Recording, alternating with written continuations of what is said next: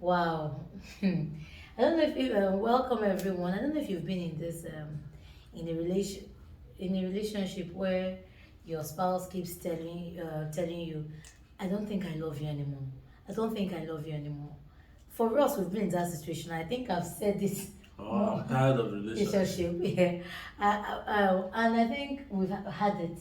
Usually, women are more expressive to say when they are tired, but men seem to now either they get disgruntled and build a life away from you, but they usually don't come out as public as women to say, "I'm tired of this relationship," or "I don't love you anymore." Welcome to today's relationship clinic. It's still your girl Angie and my husband. I'm rich. Welcome. We're discussing falling Out of love. This is a series that will run the whole month of June, and today's conversation, we're taking them in three parts.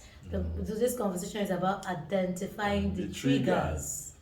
Everybody, I believe, one time or the other will have experienced this falling out of love, getting tired of relationship, or just being bored. You know, that's human nature, but we have to live beyond human nature. We're empowered to live beyond that. And life's about feelings, you know. Yeah, Mimi, no. So now, I agree what you say, but for our viewers listening, have you ever thought of it when they say it's above feelings and then there's no feeling at all?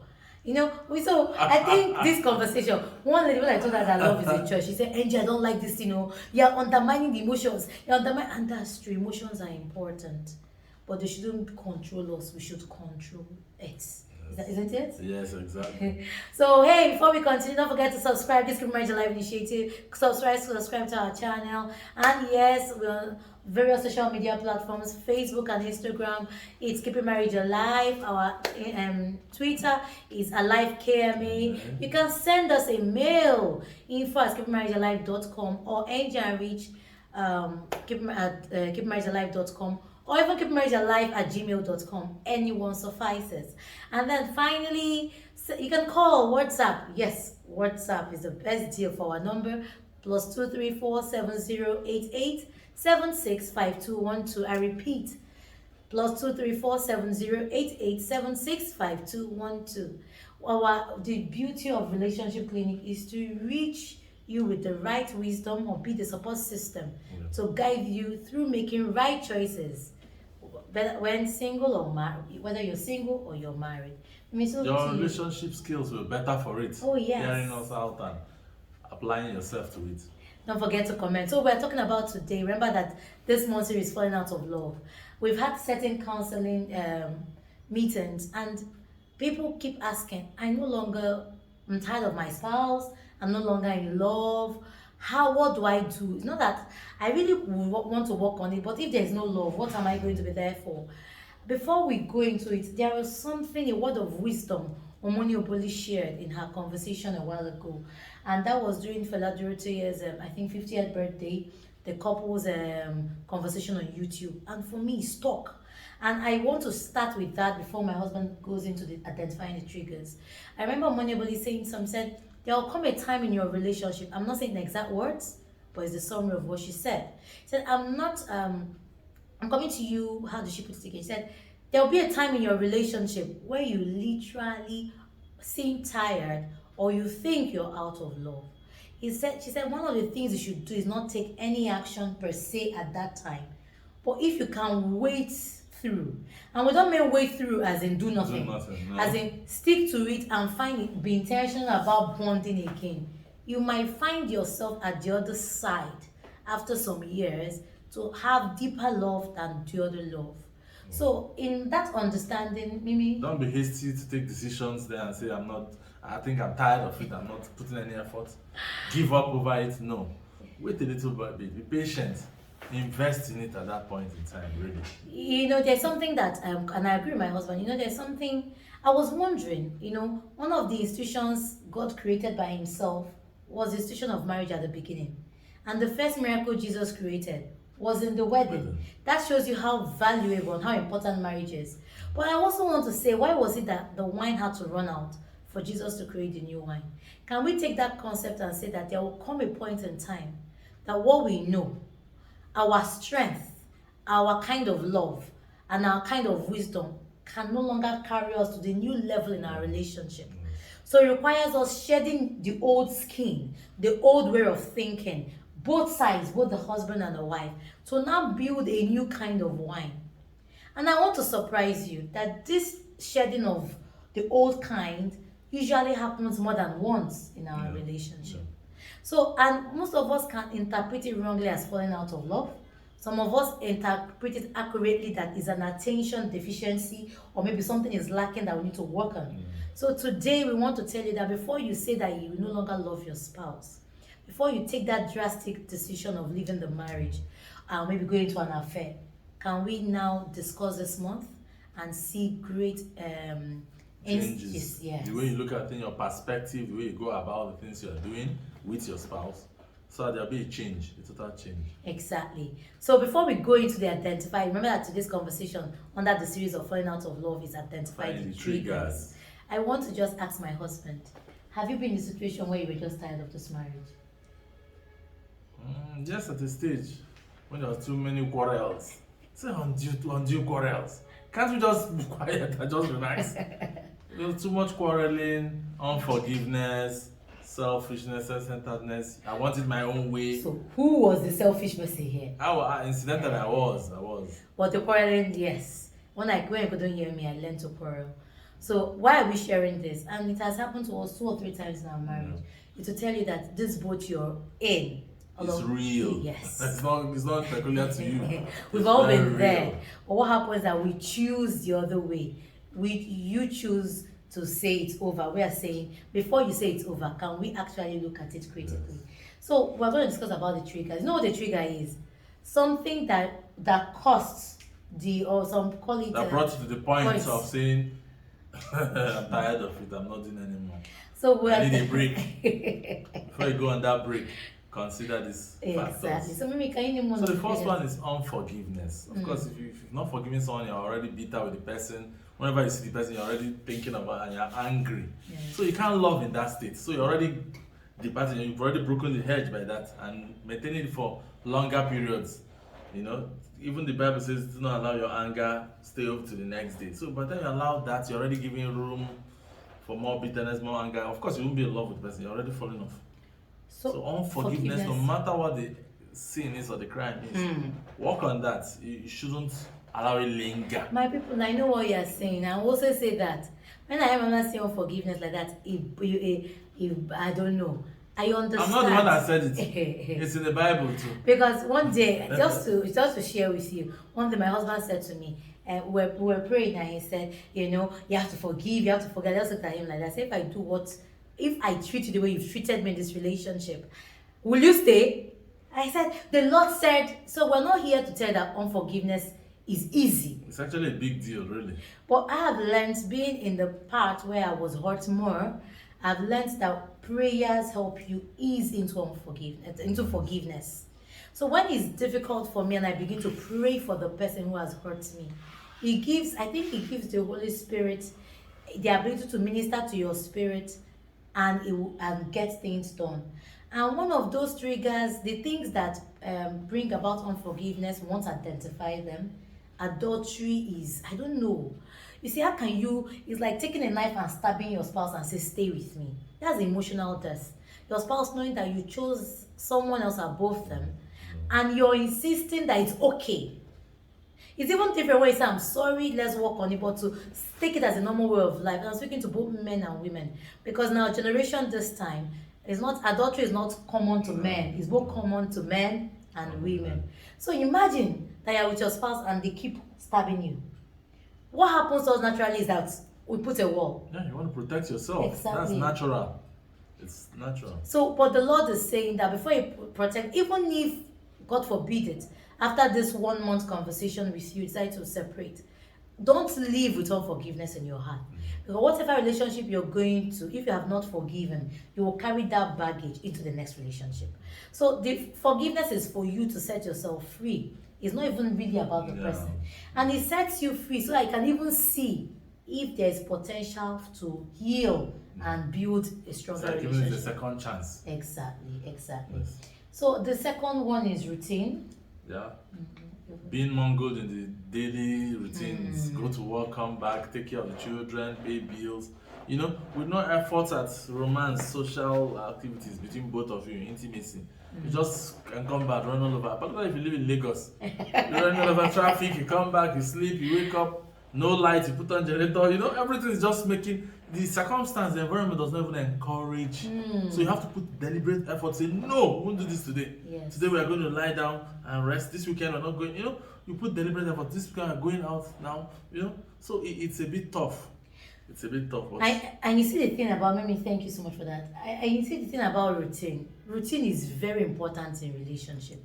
But routine can also be a negative when it's done without breakages, as in without breaking out of it to have a little fun. So I call it when you're burning out, leave the routine, go have fun and come back.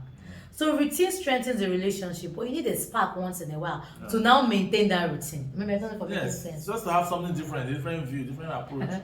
Go somewhere different. You know, there are some couples when they come to us and they're having issues. We'll tell them that before we attend to you, can you just go on a vacation, even if it's 2 days? Sometimes you might have to go individually on your own, and sometimes you might have to go together. But when you they come out refreshed, come back with a different view, different perspective. I remember a particular lady, I don't know if she's watching this today. She came to me and she kept on complaining about her spouse.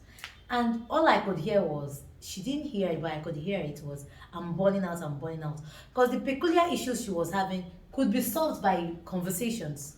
So I now asked her, could you go on a date, take yourself out for 2 nights, just go and lodge? She said, hey, Jack, I said, sometimes you need to separate yourself from the routine. So she went out and spent a night out, told her husband where she was, came back the next day, and she called me and said, Angie, there is no problem. It's just that we have been encumbered under pressure. So once in a while, and that's why we've created things like couples hangouts, where you just go hang out. We created things like family alive boot camp. We talked about just women hanging out, men hanging out, all those things. And by the way, June 19th is men's hangout. The details will be processed later. So you just have a little interaction, have a life in the life. I don't know if that's right. Create fun in the life. Exactly. And stop saying, I'm going to wait for my spouse, he or she has to create it. See if you're the one noticing the gap, create it. Start living. Yes. Oh, I like that, start living. So another trigger is when we stop communicating. And sometimes we don't even know we've stopped communicating. Let me explain. And it's also on that routine. So you get home, our son needs school fees, the house bill needs to be paid. So there is no conversation about us, about the identity. It's not about the bills. What you are saying is putting more pressure on your spouse, or putting more pressure on both of you. You understand? So no good news, so to say. So you come back and then you also complain about your work. So literally you're communicating, but it's a toxic communication that has no healing or bonding process. In fact, you should be avoided. You should be avoided. And there's no way. Even with both of you sharing that. So in your conversations, can you find the we conversation in spite of all the life that is happening? So I think what we have done is to ease from we to the happenings of life. So we can come in, how are you? Fine. You just chuckle, gist a bit, and then after the gist, you can include these things because you and I are the stakeholders in this relationship. So if our relationship is not nurtured, if I don't feel that you're hearing me, it won't grow. Nobody will do it for it. Nobody will do it for you. Another one is self-centeredness and selfishness. Yes. When you want what you want, the way you want it, when you want it, irrespective of people involved, the parties of your spouse, you don't even consider. So that's a major one. And most of us don't even know we're selfish. Some of us are more self-centered than others. But all of us seem to have places that we need to let go of. So the first thing you have to ask yourself is, am I self-centered in a particular way? Or am I generally self-centered in all areas? So, as some of us are positive about our nature, why are you laughing? And some people are territorial. They say, this one, no, it must be done this way. Exactly. It must be done now. Exactly. For it to sit in. But when you do that, what happens to your partner, your spouse, is that they feel that they don't matter in that decision. They feel left out. And usually, they begin to feel that. You will feel loved, you will feel refreshed, but the other person feels burnt out, left out, and they will begin to have animosity towards you, which usually we can misconstrue as falling out of love. The smart ones are able to deal with it. Very few, if you live for long, now really fall No, out. but if of you do love. that more than 2-3 times, the person will say, go on, you want to do what you want to. They isolate themselves. They, of course, separate from me a bit. Exactly. Let me see what she's doing or how she's doing. So in today's conversation, we just want to remind you: can you identify your triggers that make you feel as if you're not loved or appreciated? Can you take those things and can you have a conversation this weekend? We always do this on a Friday to help you have a conversation Saturday, Sunday. Weekend. You can even have this conversation right now after this video. Share with friends. Or better still, invite your spouse. It's on, come on, watch. Yes, so that's true. And it's a beautiful thing that though it's live, you can rewind, you can fast forward, you can save it. So we'd like you to have this conversation. And before you say it's over, look at all the 360 degrees conversation and say, okay, this is it. And if you're the reason why there is love lost in your relationship, then I think you need to sit up. It's not bad to own up. Say, okay, I'm a part, and usually we all are parts, but in different degrees. And say, what can I do? As simply as keeping quiet means that you're part of it. So we all are part of it. So someone will ask finally as we leave, that how do we deal with these triggers? The first thing is to agree that we have triggers. The second thing is to list these triggers, and there are more triggers than what we have listed. Exactly. Is to list these triggers, and then the third thing is to look at what are the solutions. And we've given you small solutions like we did. We talk about the we factor before we talk about the pressures of life. Okay, we also go on dates, which is one of our solutions to help us come together. You know, we schedule how to schedule sex before we now created a habit. So look at all those triggers and identify what happens. Maybe any last you prioritize yourself above every other thing. Above the bills, above the work, above the demands. You prioritize you and your spouse. And my husband is saying this, and you will say it's not easy. I agree with you, because sometimes I might want to prioritize us, but my husband feels that it's not the time. But there will be a juggle. Yes. But if you always put each other as priority, you find yourself meeting somewhere that really works for both sides of the party. Yes. It's a juggle, as she said. It's really the truth. And don't forget to add prayers. I have never seen anyone who prays for the other whose heart is not softened enough to work on each other. And if you're praying for your spouse, the Spirit of God in you will not allow you to deliberately make bad decisions like adultery, lying, abuse. So some of us saying that I'm a Christian and you're doing this. No, you're not a Christian. You just appear to be one. And you say, oh, no, I'm a religious person. You're not a religious person. You just appear to be one. He that has a relationship with their God knows that every human being is a carrier of God, including your spouse, and should be treated as such. So we want to leave you here. Remember to subscribe. Your comments, your feedbacks, wherever you're watching from. Yes, so they're welcome here. Exactly. Don't forget to call counseling. But it's a paid counseling session. But you can call and chat us for bookings through our website or making a WhatsApp chat +234 708876 5212. You can also send us an email via info@keepingmarriagealive.com, ngRich@keepingmarriagealive.com, or even keepingmarriagealive@gmail.com. You can also, don't forget, follow us on Instagram and Facebook is Keeping Marriage Alive. And we are on Twitter at @AliveKMA. It's a pleasure to always reach you. Thank you for allowing us to be here. And we want to say bye. Keep your marriage alive. Bye.